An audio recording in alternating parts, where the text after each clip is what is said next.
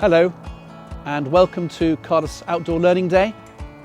These take place each term and we put children together of different ages, and the focus of the day is really all about teamwork and leadership, although there's lots of activities on offer.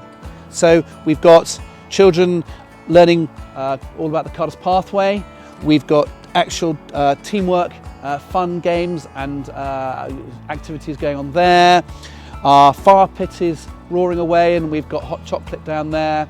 We've got forest schools activities going down in the far corner, and we've got art workshops going on as well. Children in year 5 and 6 have also been learning all about bees as part of their theme work, and they've had a really fun time trying to extract the honey from the combs and enjoying it heaped onto toast as well. And the idea is that children are moving around, enjoying a carousel of different learning experiences. They're great fun, and I think you'll see from what comes up, the children have had a great day.